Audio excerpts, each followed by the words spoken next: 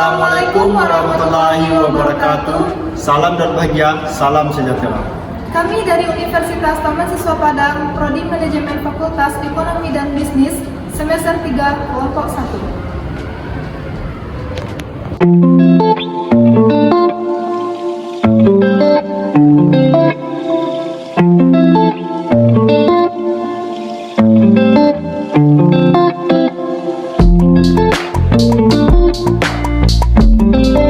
Video ini dibuat untuk menyelesaikan salah satu tugas dalam mata kuliah Manajemen Pemasaran dengan dosen pengampu Bapak Yuni Chandra SEMM.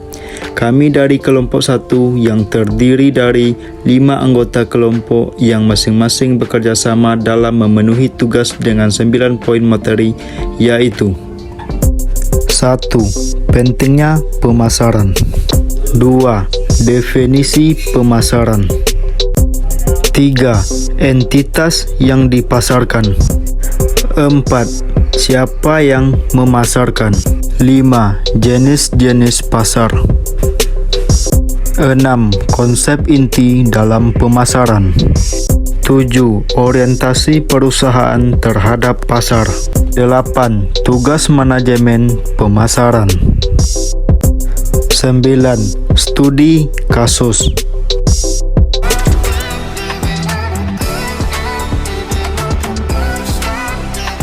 Sebelum kami masuk ke pembahasan lebih lanjut, izinkan kami memperkenalkan diri terlebih dahulu. Pertama, Nazwa Lukman dengan NPM 221000553136. Yang kedua, Muhammad Azmi dengan NPM 221000553148.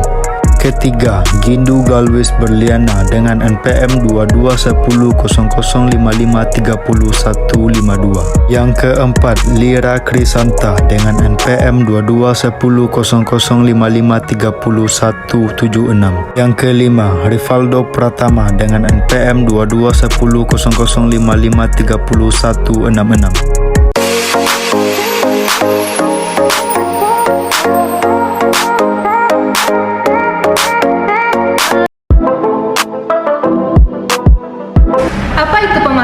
Pemasaran atau marketing adalah mengidentifikasi dan memenuhi kebutuhan manusia dengan sosial. Selain itu, pemasaran adalah memenuhi kebutuhan dengan cara yang menguntungkan. American Marketing Association atau AMA mengatakan bahwa pemasaran adalah suatu fungsi organisasi dan serangkaian proses untuk menciptakan, mengkomunikasikan, dan memberikan nilai kepada pelanggan dan mengelola hubungan pelanggan dengan cara yang menguntungkan organisasi dan pemangku kepentingannya. Menangani proses pertukaran ini membutuhkan banyak kerja dan keterampilan. Manajemen pemasaran terjadi karena setidaknya satu pihak dalam sebuah pertukaran. Pertukaran potensial berpikir tentang cara-cara untuk mencapai respon yang diinginkan pihak lain. Karenanya, kita memandang manajemen pemasaran atau marketing manajemen sebagai seni dan ilmu memilih para pasar sarana dan meraih, mempertahankan, serta menumbuhkan pelanggan dengan menciptakan, mengantarkan, dan mengkomunikasikan nilai pelanggan yang unggul. Definisi sosial menunjukkan peran yang dimainkan pemasaran yang dimainkan di dalam masyarakat. Definisi sosialnya yaitu pemasaran adalah sebuah proses kemasyarakatan di mana individu dan kelompok memperoleh apa yang mereka butuhkan dan inginkan dengan menciptakan, menawarkan, dan dengan secara bebas mempertukarkan produk dan jasa yang bernilai dengan orang lain. Pentingnya pemasaran. Kesuksesan finansial bergantung kepada kemampuan pemasaran. Banyak perusahaan menciptakan posisi Chief Marketing Officer atau CMO untuk meletakkan pemasaran pada posisi yang lebih setara dengan eksekutif tingkat CMO. Para manajer pemasaran harus memutuskan fitur apa yang harus diciptakan pada produk, harga yang ditawarkan kepada pelanggan, harus menjual produk, dan berapa jumlah anggaran yang harus dihabiskan untuk iklan, penjualan, atau internet. Mereka juga harus memutuskan detail seperti kata-kata atau warna yang tepat untuk kemasan baru. Perusahaan yang menanggung resiko lebih besar adalah perusahaan yang tidak memantau pelanggan dan bersaingnya dengan cermat dan terus meningkatkan nilai yang ditawarkan ke pelanggan. Mereka memandang bisnisnya dari sudut pandang jangka pendek yang digerakkan oleh penjual dan akhirnya gagal memuaskan pemegang saham, karyawan, pemasok, dan mitra saluran mereka. Pemasaran yang cerdas adalah usaha tidak berkesudahan. Peter Drucker, ahli teori manajemen, mengatakan selalu akan ada kebutuhan akan penjualan. Namun tujuan pasaran adalah membuat penjualan berlimpah dan mengetahui serta memahami pelanggan dengan baik sehingga produk atau jasa bisa sesuai dengan kebutuhannya, sehingga terjual sendiri. Idealnya, pemasaran harus menghasilkan seorang pelanggan yang siap untuk membeli. Maka yang dibutuhkan hanyalah memastikan produk dan jasa tersedia. Entitas yang dipasarkan orang, pemasaran memasarkan 10 tipe entitas yaitu sebagai berikut. A. Barang. Barang-barang fisik merupakan bagian terbesar dari usaha, produksi, dan pemasaran kebanyakan negara. Kini berkat internet bukan hanya perusahaan yang memasarkan barang, bahkan individu dengan cara yang efektif. B. Jasa. Ketika ekonomi maju semakin besar, porsi aktivitas ekonomi berfokus pada produksi jasa seperti maskapai udara, hotel, perusahaan, tukang pangkas, salon, dokter, pengacara, dan lain-lain. C. Acara. Pemasar mempromosikan acara berdasarkan waktu seperti pameran, dagang, pertunjukan seni, dan ulang tahun perusahaan, contohnya Piala Dunia. D. Pengalaman dengan memadukan beberapa jasa dan barang. Sebuah perusahaan dapat menciptakan, memamerkan, dan memasarkan pengalaman, contohnya Walt Disney World, Magic. E. Orang pemasaran selebriti adalah bisnis yang besar. Artis, musisi, dokter, pengacara dibantu oleh para pemasar selebriti, namun ada juga pemasaran sendiri seperti David Beckham dan Rolling Stones. F. Tempat, kota, negara, bagian kawasan, dan seluruh bangsa bersaing secara aktif untuk menarik turis, pabrik, kantor pusat, perusahaan, dan pemukiman baru. Pemasar tempat mencakup spesialis pengembangan ekonomi. G. Properti. Properti adalah hak kepemilikan tak berwujud atas properti yang sebenarnya atau properti finansial. Agen real estate dapat membeli dan menjual real estate untuk pemukiman maupun perdagangan. H. Organisasi. Ini secara aktif bekerja untuk membangun citra yang kuat, disukai, dan unik di benak publiknya. Universitas, museum menggunakan pemasaran untuk mengingatkan citra publik mereka dan bersaing mendapatkan khalayak dan dana. I. Informasi adalah apa yang dihasilkan, dipasarkan, dan didistribusikan oleh buku, sekolah, dan produk universitas dengan harga tertentu kepada orang tua, siswa, dan komunitas. J. Ide. Setiap penawaran pasar mengandung sebuah ide atau gagasan dasar. Siapa yang memasarkan? Pemasar dan prospek.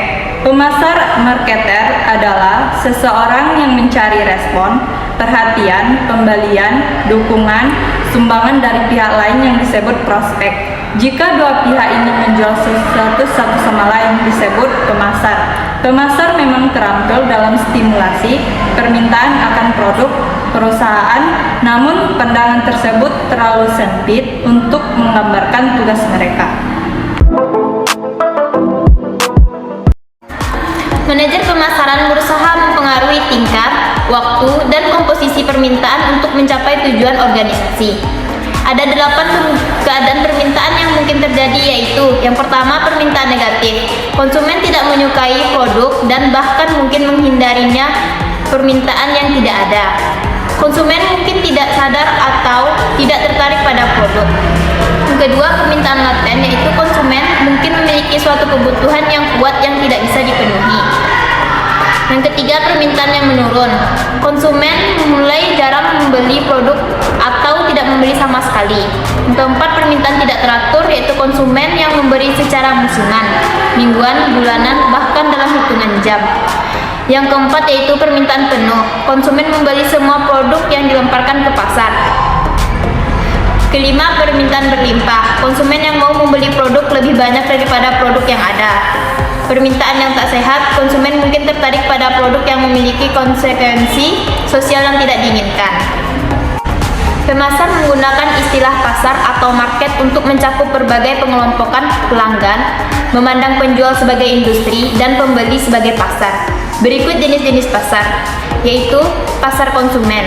Pasar konsumen merupakan perusahaan yang menjual barang-barang, kebutuhan konsumen, dan jasa dalam jumlah besar, seperti kosmetik, sepatu, dan peralatan olahraga, serta menghabiskan waktu untuk mencoba mengembangkan citra merek yang unggul. Sebagian besar kekuatan merek yang unggul tergantung pada pengembangan produk dan kemasan yang unggul, kepastian yang tersedia barang, dan dukungan komunikasi yang kuat, serta layanan terpercaya. Pasar bisnis. Pasar bisnis merupakan perusahaan yang menjual barang dan bisnis. Untuk bisnis sering menghadapi pembeli profesional yang terlatih dan terbekali informasi yang cukup terampil. Pembeli bisnis membeli barang untuk membuat atau menjual kembali sebuah produk kepada orang lain untuk mendapatkan laba. Iklan dapat memainkan peran yang penting. Namun tenaga penjualan, harga dan reputasi perusahaan dalam kehandalan dan kualitas kemungkinan memainkan peran yang lebih besar lagi.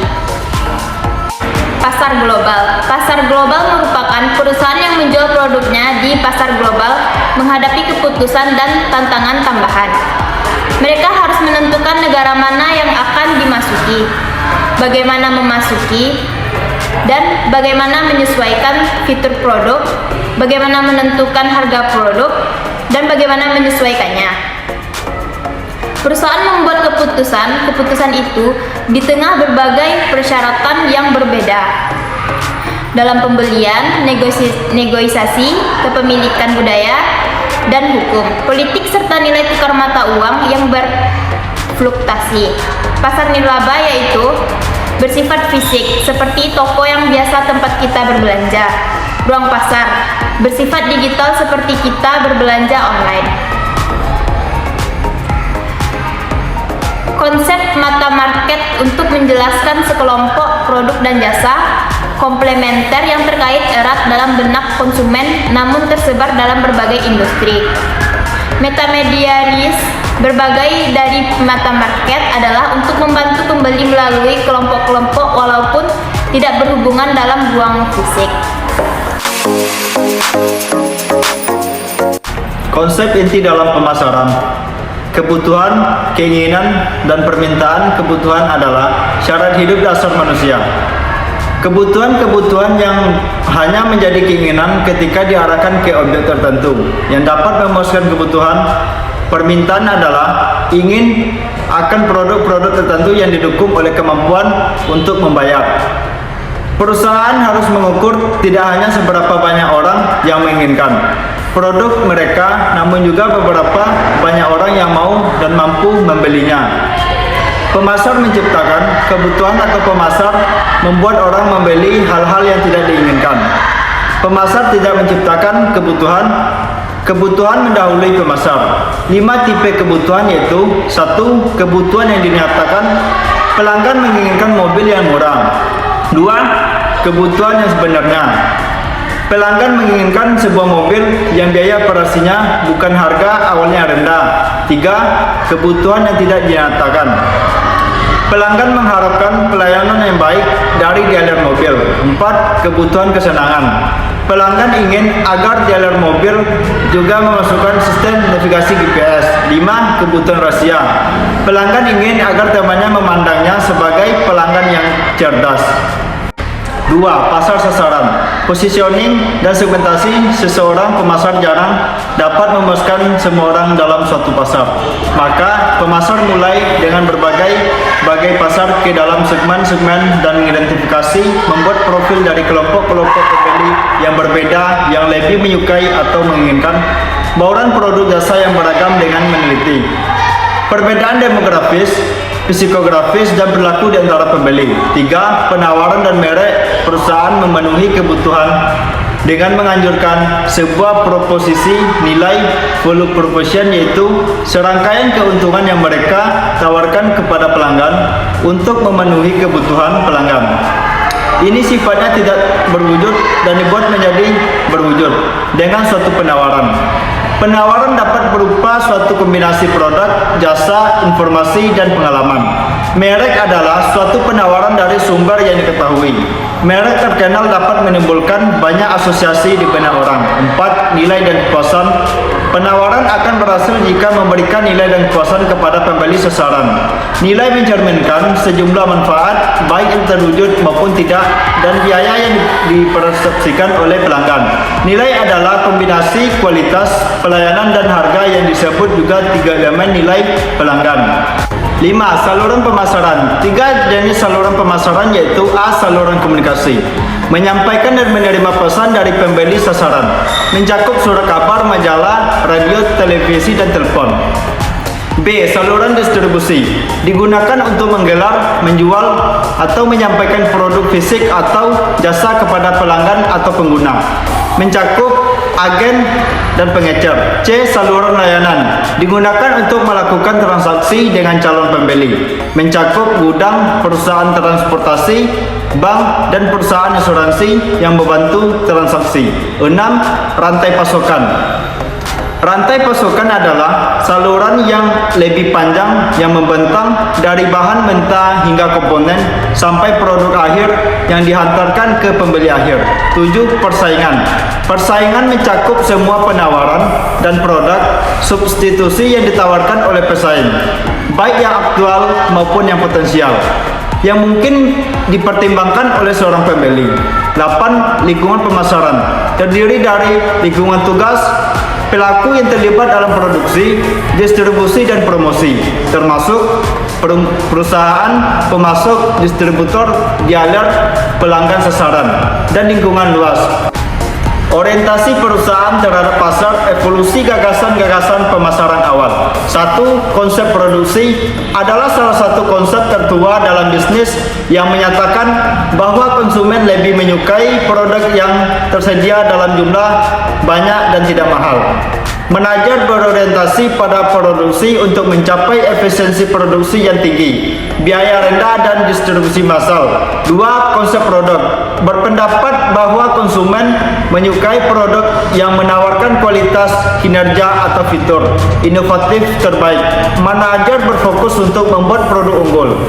3. Konsep penjualan beranggapan bahwa konsumen dan bisnis jika dibiarkan tidak akan membeli cukup banyak produk organisasi, maka harus dilakukan upaya penjualan dan promosi yang agresif. 4. Konsep pemasaran beranggapan bahwa kunci untuk mencapai tujuan organisasi adalah lebih efektif daripada pesaing dalam menciptakan, menghantarkan, dan mengomunikasikan nilai pelanggan yang lebih baik. 5. Kepada pasar sasaran yang dipilih. Konsep pemasaran holistik didasarkan atas pengembangan desain, proses, program pemasaran, dan sifat saling ketergantungan. Konsep ini menyadari segala hal berarti di dalam pemasaran dan bahwa perspektif yang luas terintegrasi seringkali diperlukan. Pemasaran holistik adalah suatu pendekatan yang berusaha dan mendamaikan ruang lingkup dan kompleksitas aktivitas pemasaran. 6. Pemasaran hubungan bertujuan membangun hubungan jangka panjang yang saling memuaskan dengan konstituen kunci, pelanggan, pegawai, mitra pemasaran, anggota masyarakat finansial, guna mendapatkan dan mempertahankan bisnis. Hasil akhir dari pemasaran hubungan adalah aset perusahaan yang unik yang disebut jaringan pemasaran, terdiri atas perusahaan dan pemegang kepentingan pendukungnya, pelanggan, pegawai, pemasok, distributor, pengecer, agen iklan, ilmuwan, yang dengannya perusahaan tersebut telah membangun hubungan bisnis yang menguntungkan. Atau marketing. Tujuan pemasaran hubungan adalah menempatkan penekanan yang lebih besar pada kegiatan mempertahankan pelanggan. Menarik pelanggan baru perlu biaya lebih besar daripada mempertahankan.